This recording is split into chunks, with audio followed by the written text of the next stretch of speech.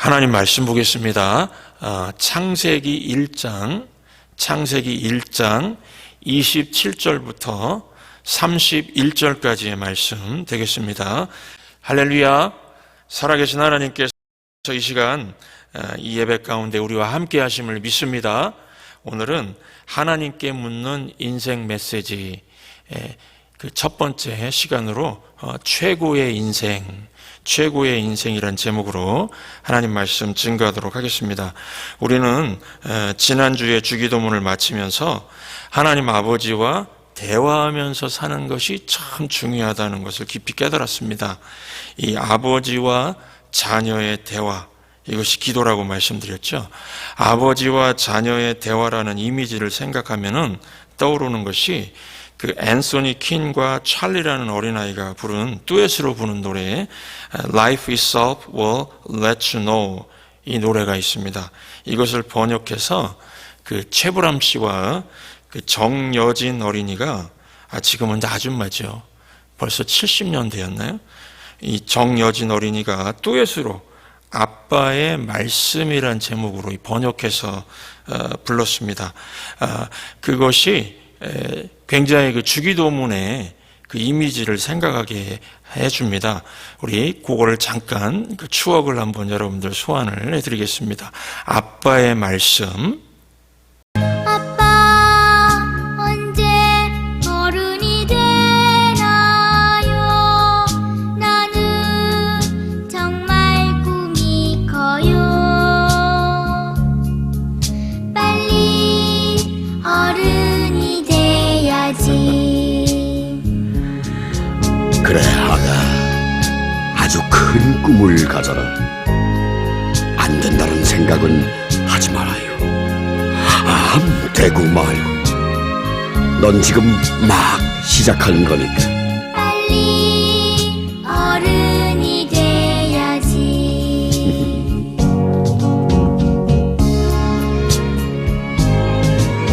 나는 누가 이끌어주나요? 그냥 어른이 되나요? 나는 어쩌면 되나요?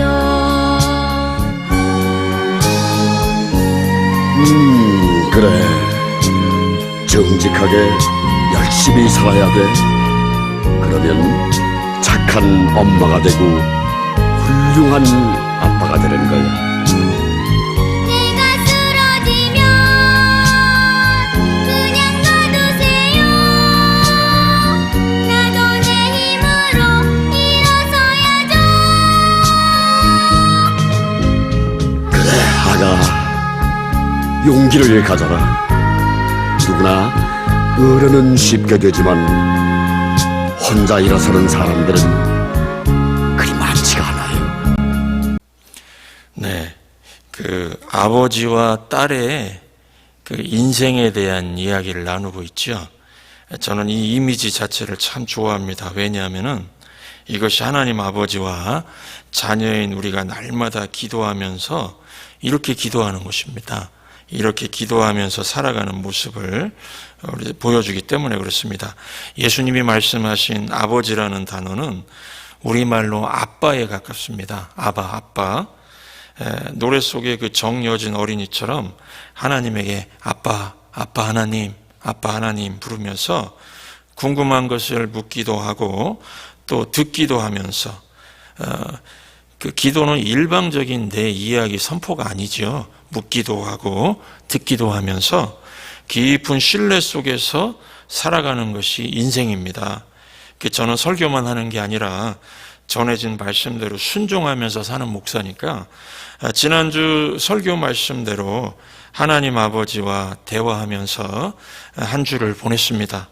특별히 저는 새벽에 하나님과 계속해서 대화한 것이 있었습니다. 하나님, 우리 교회 성도들에게 귀한 주기도문 말씀 주셨는데 그 주기도문 설교 이후에 무슨 말씀을 주실 겁니까? 무슨 말씀을 주실 겁니까? 한 이틀 정도 계속해서 하나님께 물었더니요, 자꾸 인생, 인생에 대해서 생각을 주시는 겁니다. 야, 사람마다 각자 자기 생각을 가지고 그렇게 산단다. 사람마다 각자 자기 생각을 가지고 사니, 인생을 그렇게 살고 있으니 나 하나님 아버지의 생각을 좀 전해라. 이렇게 말씀을 하시는 겁니다. 그래서 하나님께 저도 물었습니다. 인생에 대해서 가르쳐 주십시오. 그 기도 중에 하나님께서 주신 성경 구절을 중심으로 하나님께 묻는 인생 메시지란 제목으로 6주, 6번이죠. 6주간 시리즈 설교를 준비하게 됐습니다. 여러분, 100년을 우리가 산다고 하면은 36,500일입니다. 36,500일. 이 36,500일 중에 6일이죠. 6일. 6일을 할애해서 인생에 대해서 하나님께 묻고 하나님의 대답을 듣는 것은요, 생애 가장 가치 있는 시간이라고 확신합니다. 그래서 오늘은 어떻게 사는 것이 최고의 인생인지 하나님께 들은 두 가지만 말씀드리도록 하겠습니다. 첫 번째는요, 나 하나님 뜻대로 살아야, 최고의 인생이 뭐냐? 나 하나님 뜻대로 살아야 너의 인생이 최고의 인생이 된단다. 이렇게 말씀을 하셨습니다. 우리가 코스코나 하나름에 가서 이 가위 같은 거, 주방에 쓰는 가위 같은 거 살 때는요, 어떤 가위를 사시죠? 그냥 싸고 실용적이고 잘 잘라지는 거 삽니다. 그런데 비싼 자동차 같은 거, 또 에어컨 비싼 거, 비싼 에어컨을 살 때는 어떻게 사시죠? 메이커나 브랜드를 보고 살 겁니다. 그 만든 회사나 만든 사람을 믿고 사야 하기 때문에 그렇습니다. 인생도 마찬가지입니다. 우리가 삶의 의미를 찾지 못하고 어떻게 살아야 할지 모를 때에, 삶의 소망이 없을 때에 만드신 분을 찾아가야 됩니다. 사람을 만드신 분, 창조주 하나님이시죠. 하나님께 물어야 됩니다. 창조주 하나님이 아빠라고 했습니다. 아빠. 그래서 아빠 하나님, 왜 저를 만드셨습니까? 왜 저를 이 땅에 보내셨습니까? 왜 저를 이 미국 뉴욕 땅에 보내셨습니까? 자꾸 물어야 됩니다. 어떤 분들은요, 부모님이 낳아주셨지 무슨 하나님이 만드신 거냐? 안 믿는 사람들이 그러는데, 여러분, 이게 아기 낳는 분만실을 영어로 뭐라고 하시죠? 아기 낳는 분만실. 그 딜리버리 룸이라고 합니다. 딜리버리 룸. 그러니까 엄마는 나를 배달하신 분이지 나를 만드신 분이 아닙니다. 나를 만드신 분은 하나님이시죠. 그래서 창세기 1장 27절 보시면은 하나님이 자기 형상, 곧 하나님의 형상대로 사람을 창조하시되 남자와 여자를 창조하시고, 이렇게 말씀하고 있습니다. 하나님의 형상대로 만들었다는 것은 하나님의 뜻을 따라 살도록 만들었다는 것입니다. 어떤 분들은 이런 얘기를 들으면은 그 성경을 공부할 때도 반감을 가지시는 분이 있었어요. 하나님은 나를 이용하려고 만든 거 아니냐? 왜 본 적도 없는 하나님을 위해서 살아야 합니까? 나를 그런 목적으로 만들어 달라고 한 적 없습니다. 이렇게 그 불편한 마음을 얘기하는 분들이 있는데, 이것은 하나님의 마음을 몰라서 그렇습니다. 그 부모님이 모두 돌아가신 어떤 목사님이 계세요. 부모님 다 돌아가신 목사님인데 이런 말씀을 하셨습니다. 저는 어릴 적에 부모님 말씀을 참 안 들었습니다. 편식하지 말고 잘 먹으라고 하면은 안 먹고 먹고 싶은 것만 먹었습니다. 우유 많이 먹어야 키가 큰다 그랬는데 우유를 그냥 안 마셨습니다.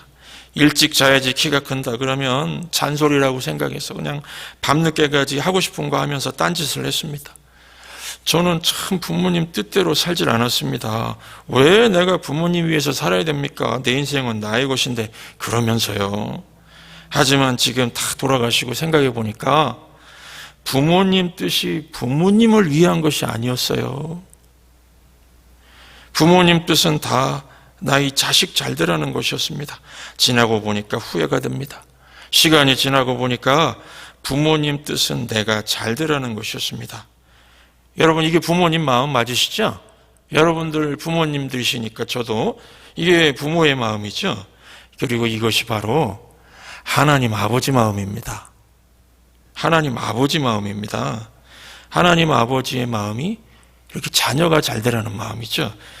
그래서 어느 교회 이 집사님이 그 전세를 살다가 드디어 집을 구입하고서 그 교회 목사님께 신방해달라고 했답니다. 그 예배를 마치고 나니까 그 남자 집사님 말하기를, 아유, 목사님 덕분에 이 집을 살 수 있었습니다. 목사님 감사합니다. 그러더라는 겁니다. 그래서 목사님께서 무슨 말씀이냐 물었더니, 목사님 몇 년 전에 예배 가운데서 술 취하지 말라 이는 방탕한 것이니, 이런 설교를 했었습니다. 당시에 저는 아주 술독에 빠져 살았습니다. 벌어오는 돈의 대부분을 술값으로 탕진했습니다. 그날 그 목사님 설교를 듣고 마음에 감동이 돼서 제가 술을 끊겠다 결심하고 술을 끊어버렸습니다. 그래서 술을 끊었더니 돈이 모이기 시작하는데, 그 돈으로 이 집을 샀으니까 이 목사님 덕입니다. 이 목사님이 이 말을 듣고서, 집사님, 저는 하나님 말씀 딜리버리 배달했으니까 하나님께 감사하세요. 하나님께 감사하세요. 그랬다는 것입니다. 여러분 잘 보십시오. 하나님 말씀대로, 하나님 뜻대로 살았더니 하나님 집이 생긴 게 아니고요, 남자 집사님 집이 생겼습니다. 그렇죠? 하나님 뜻대로 살면은 하나님이 복 받는 것이 아니고 우리가 복을 받는 것입니다. 하나님의 뜻은 다 우리를 위한 것이라는 겁니다. 우리가 열심히 예배드리고 열심히 기도하고 열심히 성경 읽으면서 사는 것이 하나님을 위한 것이 아니라 자녀인 나를 위한 것이라는 겁니다. 이 신앙생활 하다가 교회를 떠나고 돌아오지 않는 분들 생각하면 참 마음이 아픈데요, 이런 분들 중에는 목사나 성도 간의 갈등이 아니라 하나님께 섭섭해가지고 떠난 분들이 있었습니다. 하나님께 섭섭해요. 하나님께 섭섭해요. 그러면서요, 그게 무슨 말씀인가 하면은, 하나님은 전능하시다는데 내게는 왜 이런 불행이 왔느냐는 겁니다. 하나님은 전능하다는데 왜 이런 고난을 막아주지 않느냐는 겁니다. 하나님이 능력이 없어서 못하면 그래도 위로라도 될 텐데요, 무한의 능력을 가지고 있다면서 해주지 않는다고 생각하니까 무척 섭섭합니다. 섭섭하다는 겁니다. 여러분, 의외로 이렇게 하나님에 대해서 섭섭한 마음을 갖는 사람들이 많습니다. 여러분, 이거는요, 우리가 오늘 이 말씀 통해서 확실히 깨달아야 되는데, 이것은 하나님이 일하시는 방법을 오해하기 때문에 생기는 겁니다. 하나님은요 100% 불행이 오지 않도록 일하시는 것이 아닙니다. 유익하다면 자녀가 고난도 허용하시고는 합니다. 오히려 하나님의 전능성은요, 어떤 고통과 불행이 온다 할지라도 그것을 좋은 결과로 변화시키는 능력이 있습니다. 그래서 로마서 8장 28절 보시면은, 우리가 알거니와 하나님을 사랑하는 자 곧 그의 뜻대로 부르심을 입은 자라 그랬습니다. 그의 뜻대로 부르심을 입은 자, 하나님의 뜻대로 부르심을 받고 이 땅에 태어나고 지금 살고 있는 자를 말하는 거죠. 하나님, 그의 뜻대로 부르심을 입은 자들에게는 모든 것이 합력하여 선을 이루느니라 말씀하고 있습니다. 모든 것이란 말은 어떤 것만 선한 결과 가져온다는 게 아닙니다. 많은 부분이 선한 결과를 가져온다는 말이 아닙니다. 말 그대로요, 모든 것입니다. 모든 것입니다.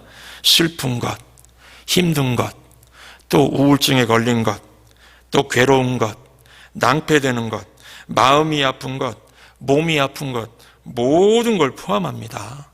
그래서 합력이란 말은요, 헬라어로 수네르기오인데, 이 수네르기오에서 영어 단어 시너지가 나왔습니다. 시너지.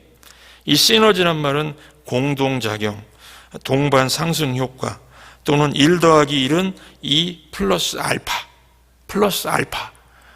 된다는 식으로 표현을 합니다. 그러니까 5개가 모여서 5를 이루는 것이 아니라 50도 될 수 있고 500도 될 수가 있다는 말이 시너지입니다. 여러분, 고난은 좋은 거 아닙니다. 악은 좋은 거 아닙니다. 질병은 악이죠. 배신당한 거, 그거 악입니다. 실패, 그 좋은 거 아닙니다. 죽음, 그 악이죠. 죽음 악이죠. 그러나 시너지의 하나님의 손에 들어가면은요, 모든 것이 합력하여 선한 것으로 나온다는 겁니다. 이게 진짜 하나님의 전능하신 능력입니다. 그러므로 하나님의 뜻대로 사는 성도는요, 결론에 도달하기까지 함부로 평가해서는 안 되겠습니다. 결론에 도달하기까지 좌절하고 낙심하고 함부로 평가해서는 안 됩니다. 마지막에 달라집니다. 하나님의 뜻, 하나님의 말씀, 하나님의 약속 붙드는 사람은 지금 당장은 실패자의 모습 같아도 반드시 승리합니다. 왜 그렇습니까? 시너지의 하나님이 함께 하시기 때문에 그렇습니다. 하나님께서 반전을, 역전을 일으키시기 때문에 그렇습니다. 이게 하나님의 전능하심이고요. 그래서 하나님의 뜻대로 사는 사람은 최고의 인생을 살 수가 있다. 이게 하나님의 자신감입니다. 제가 주중에 깊이 깨달았습니다. 하나님의 자신감이구나. 하나님이 하나님의 자녀들에 대한 자신감을 가지고 말씀하시는구나. 나 하나님의 뜻대로 살아야 모든 것이 합력해서 마침내 최고의 인생을, 최고의 결과를 이룰 수 있다. 이렇게 말씀을 하십니다. 여러분들 이해가 되시죠? 하나님의 뜻대로, 하나님의 말씀대로, 하나님의 약속 붙들고 나가는 사람은 지금 당장 힘들고, 지금 당장 이해가 안 되고요. 지금 당장 정말 이 안개 속 같은 곳을 헤매는 것 같고, 답이 없는 것 같고, 실패자의 모습 같아도 절대로 그렇지 않습니다. 반드시 결과가 바뀌게 될 것입니다. 최종 승리를 허락해 주실 것입니다. 그래서 끝까지 하나님의 뜻, 하나님의 약속 붙드시는 여러분들 되셔서 최고의 인생을 하나님께서 허락하셨다 간증하시는 저와 여러분들 되시기를 주의 이름으로 축원합니다. 두 번째로 한 가지 더, 하나님, 아빠 하나님과 인생에 대한 대화를 아빠 하나님, 제가 그렇게 대화를 나눴습니다.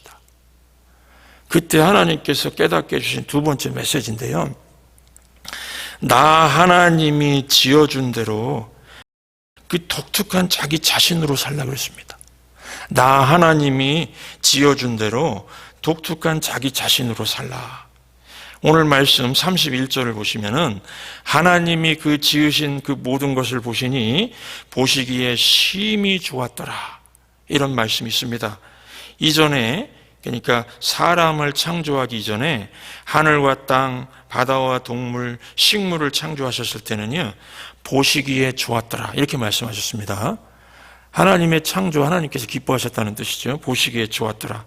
그런데 사람을 창조하시고 나서는 하나님께서 보시기에 심히 좋았더라, 심히 좋았더라, 이렇게 말씀하십니다.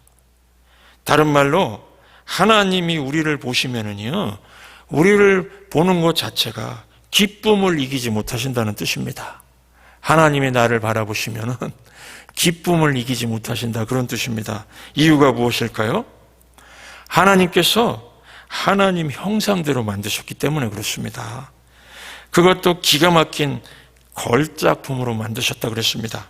에베소서 2장 10절을 보시면은요, 우리는 그의 만드신 바라, 우리는 그의 만드신 바라 그랬습니다. 이 만드신 바, 이 헬라어 원어에는 포이에마라는 말을 썼는데, 이 말은 영어의 포임이란 뜻입니다. 시라는 말 포임 아시죠? 포임. 즉 하나님은 우리를 시같이 만드셨다는 뜻입니다. 여러분, 시는요, 예술 작품이기 때문에 비교가 불가능한 겁니다. 그 자체가 독특한 예술 작품입니다. 그래서 영어 성경에 보시면은 마스터피스라고 번역했습니다. 나는 마스터피스다. 나는 하나님의 걸작품이다. 이렇게 번역을 했습니다. 여러분, 하나님이 만드신 모든 창조물에는요, 자기만의 영광이 있습니다. 만든 목적대로, 지으신 대로 살아갈 때 이 영광이 임하게 됩니다.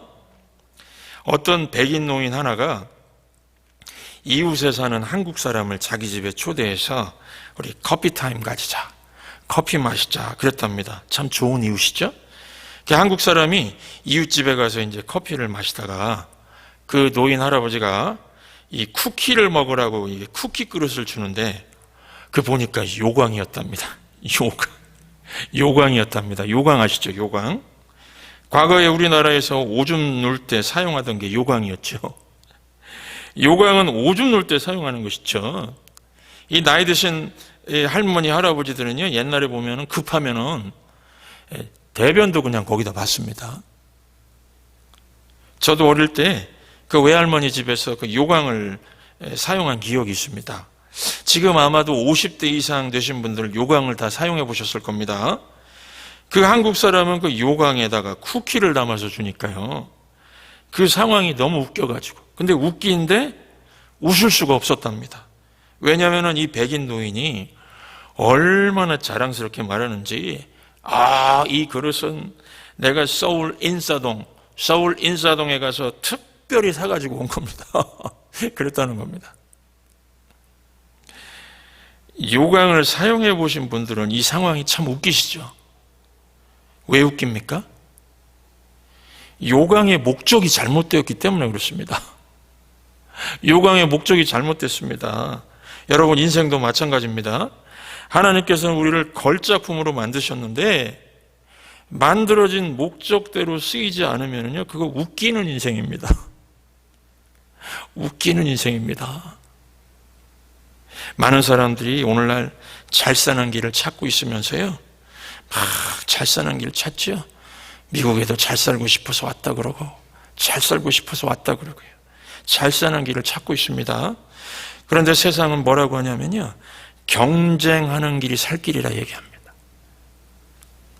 세상은 우리에게 넘버원이 되라고 가르칩니다. 최고가 돼야 된다고, 1등이 돼야 된다고 그러고, 머리가 돼야 된다고 그렇습니다. 그리고 이 넘버원이 못 되면은 불행하다고 생각하게 막 만듭니다. 오래전에 본 그 한국 영화 중에 친구라는 영화가 있었는데요, 어릴 때 친구들끼리 잘 지냈는데 커서 한 친구가 넘버원이 됩니다. 그러니까 이 넘버2가 된 친구가, 그 대사가 아직도 기억이 나는데요, 이 넘버2가 된 친구가 얘기하기를, 내가 네 씨다바리가 이러더라고요. 내가 네 씨다바리가. 이게 무슨 뜻입니까? 서울말로 하면은 내가 네 꼬봉이냐, 그런 뜻이죠. 자신이 넘버원이 못 돼가지고 불행하다는 겁니다. 난 넘버원이 아니야. 여러분, 넘버원은요, 이렇게 비교를 통해서 내려지는 평가입니다. 그렇죠? 넘버원. 이건 비교를 통해서 이루어집니다. 중심이 내가 아니라 남입니다. 나로 살지 않고 남 눈치 보고 사는 거죠. 남들이 인정해 주기 때문에 좋아하고, 남을 이겼기 때문에 자랑스러운 것이 넘버원을 추구하는 사람의 그 스피릿, 마음가짐이죠.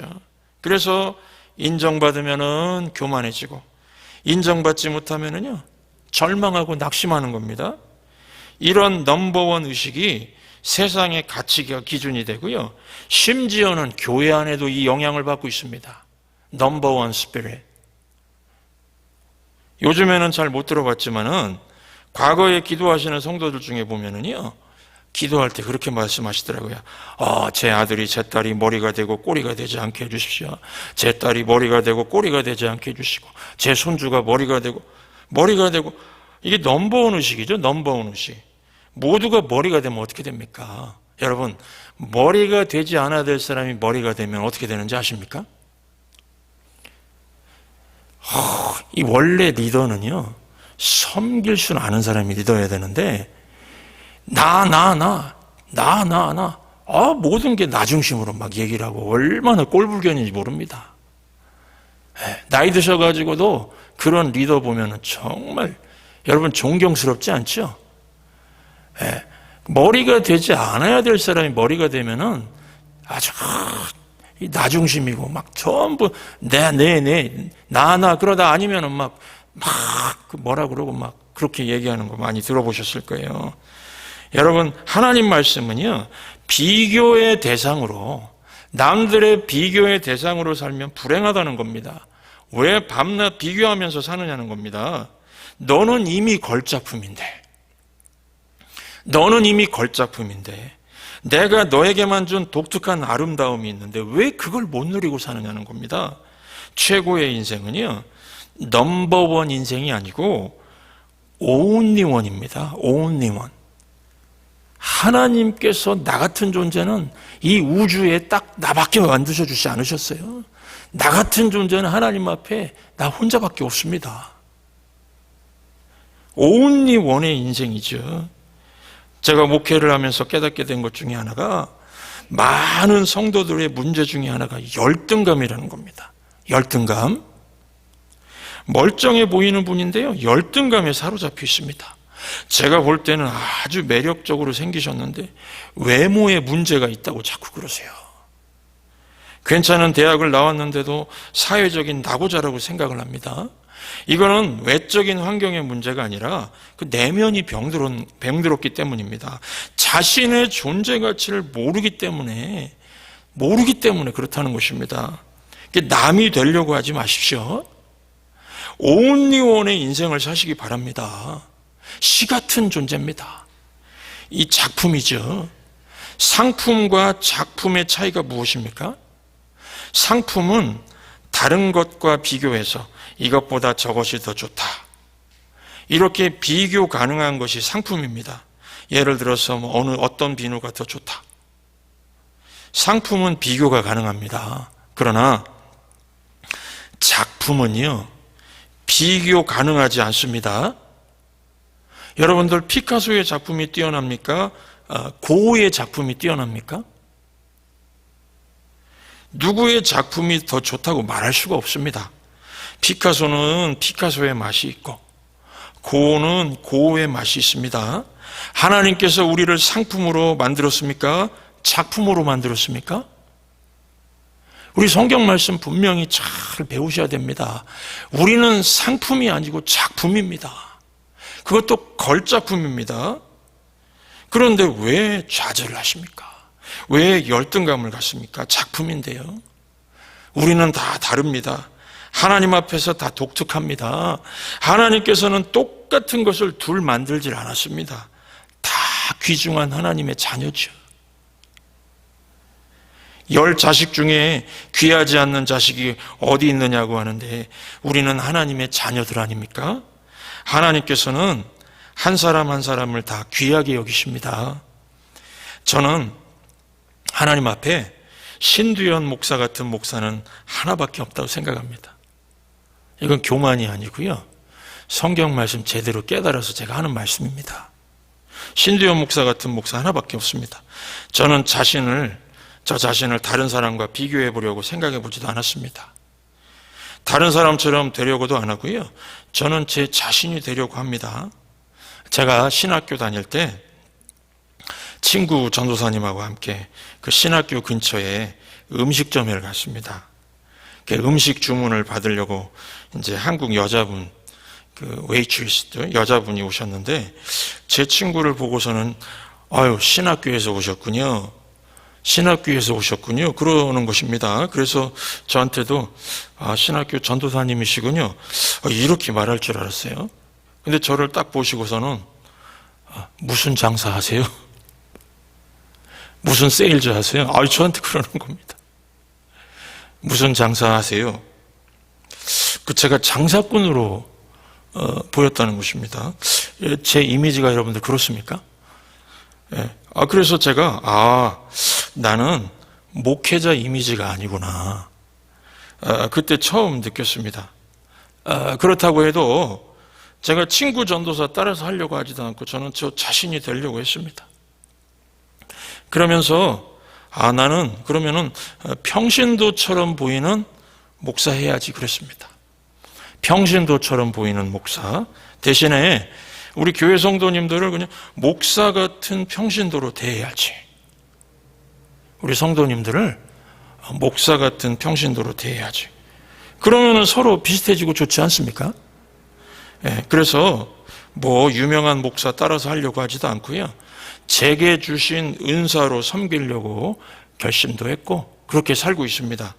모두가 주의 종이고 각자 독특한 종 아닙니까? 여러분, 우리는 하나님 앞에서 내가 얼마나 귀중한 존재인지를 깨닫고 그 독특성을 가지고 살아가면은 승리하는 인생, 최고의 인생이 될 수가 있습니다. 절대로 자기 자신이 아무것도 아닌 존재라고 생각하지 마십시오. 하나님 앞에서 한 사람 한 사람이 얼마나 귀중한 존재인지 나를 건지시기 위해서 예수님께서 십자가에서 돌아가셨습니다. 내가 그렇게 귀한 존재입니다. 하나님 아버지께서 이걸 좀 알았으면 좋겠다. 내 마음을 좀 알았으면 좋겠다. 그런 인생에 대해서 살려면 이걸 좀 알았으면 좋겠다. 그렇게 말씀하시는 겁니다. 그래서 하나님께서 우리 한 사람 한 사람에게 우리 하나하나를 독특하게 만드셨습니다. 내게만 독특한 강점을 주셨습니다. 나에게만 있는 은사, 나에게만 있는 강점이 있습니다. 남들이 흉내도 못 내는 것, 그 사람만이 할 수 있는 것이 있습니다. 최고의 인생을 살려면은 그것을 드러내야죠. 그리고 하나님이 주신 그 강점 가지고 뛸 때에 하나님께서 기뻐하십니다. 그래, 내가 준 그 강점, 내가 준 그 아름다움을 가지고 저렇게 열심히 사는구나. 그런 모습이 있어야 되겠습니다. 잘생긴 목사는 분명 어필하는 부분이 있겠죠. 예, 잘생긴 목사 보면은 분명히 그럴 겁니다. 잘생긴 목사님 설교하는 거 쳐다보면서 저렇게 예수 믿는 것이 신선하구나. 저렇게 빛이 나는구나. 그럴 수도 있지만은요. 주의 은혜 없이는 살 수 없을 것 같이 생긴 목사도요. 예, 못생긴 목사도 강점이 있습니다. 어떤 강점일까요? 설교할 때 오직 말씀에만 집중하게 하지 않습니까? 그렇죠? 말씀에만 집중하게 하고요. 다른 생각 하나도 안 들고 오직 십자가만 생각하게 만드는 게 얼마나 큰 능력입니까? 나의 모습, 나의 아름다움, 하나님이 나에게 주신 강점이 있는데 자꾸 열등감에 비교의식에 사로잡혀서 그렇게 살아가는 걸 하나님께서 보시고 마음 아파하신다는 것입니다. 오늘 하나님이 주신 이 메시지 들으시고요.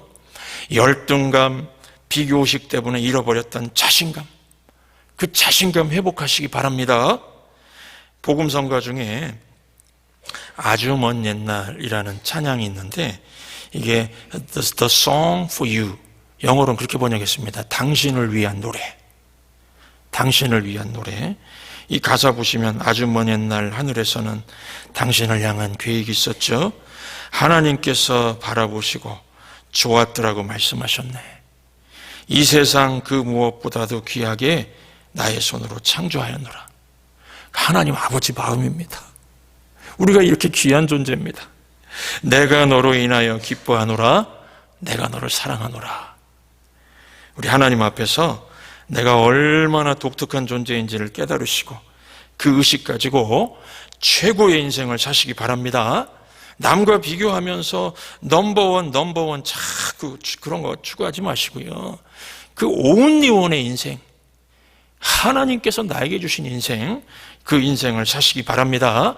그래서 최고의 인생을 살았다고 하나님한테 언제나 고백할 수 있는 귀한 저와 여러분 되시기를 주의 이름으로 축원합니다. 이 말씀 기억하시면서 우리 아주 먼 옛날 하나님께서 나에게 불러주시는 노래라고 기억하시면서 이 찬양을 함께 부르시도록 하겠습니다.